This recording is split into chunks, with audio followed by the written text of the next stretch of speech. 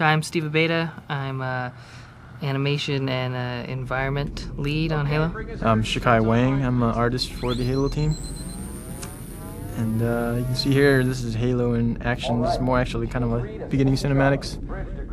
And we have thrown in a bunch of cool effects and stuff like that to make the player feel more involved in the game. And you can see the environments are pretty well lit.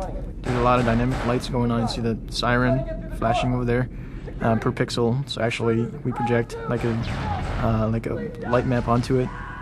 And it's not vertex lighting. It's actually per pixel. You can see that explosion right there too. It's as well. Right. So like all this stuff that goes on is a lot of it has to do with dynamic light and dynamic shading of the environment, which means that we can pre-render light maps.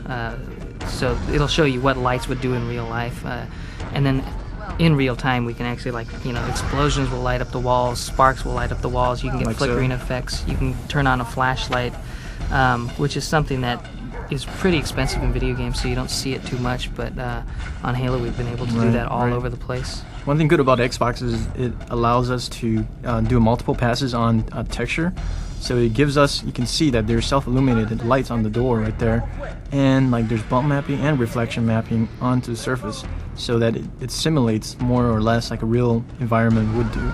And so when he flashes that grenade onto the wall, you see the specular highlight on the wall.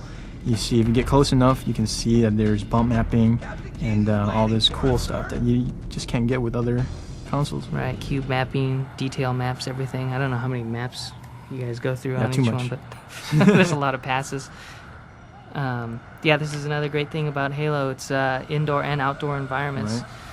Right. And that's one thing, if you see at the sun over there, the sun, one of our programmers made it so that the sun actually creates a volumetric effect when it passes through objects, so that it would more or less simulate how real world would do.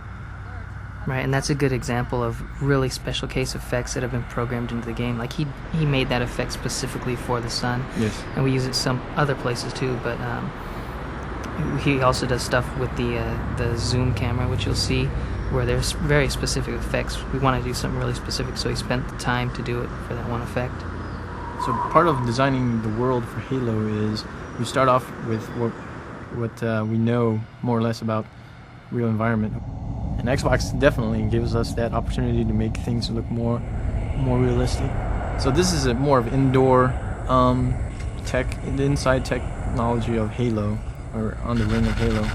And without giving too much away of what Halo is and stuff, we try to make it look high-techy and cool, and also mysterious at the same time. Right, and one of the challenges that the environment modelers have to do is there's a human race, which you are, so we have a specific architecture for that, and then there's the bad guys that you're fighting, and there's a specific architectural style for that. And Halo, the world that you're on, has its own look, and it was a pretty big challenge for them to be able to create all those languages, but it's pretty effective. Like, you get in any room and you know which race built that room, which is pretty cool. So here's some Covenant characters, a little firefight. You can see how they differ from yourself. You're part of the human race, but you're fighting these guys that move around a little bit like different animals. There's guys that move around a little bit like birds and are very guarded. They carry big shields. There's some comical characters, the grunts that look like they have the big shark fin on their back. There's the elites, which lead them all, and they're very beast-like, very kind of cat-like in that they're very agile and scary in that way. And the hunters are the big, massive behemoths guy. What's so cool about Halo is that the alien people you're fighting is a group of alien races, not just one type of alien. You can see the armor on this guy. It actually reflects. If you get close to the cyborg, he has a bump map. So everything, all the big tools that were too expensive to use on other systems, we can do them everywhere now. So what you're seeing here is uses of or demonstrations of two different types of weapons. There's one human weapons, which is right here is a sniper rifle, and what you saw previously were some stuff that he picked up were alien weapons. And I think one of the design philosophy that we try to do is we want to make sure that the weapons that the human use are more or less recognizable. and so that people would know how to use it, feel comfortable with it. And because we have a lot of play with the aliens weapons that we can go crazy with, so we wanted to stick with the simple rocket launcher, sniper rifles and stuff like that, and not get too crazy on the design on the human side.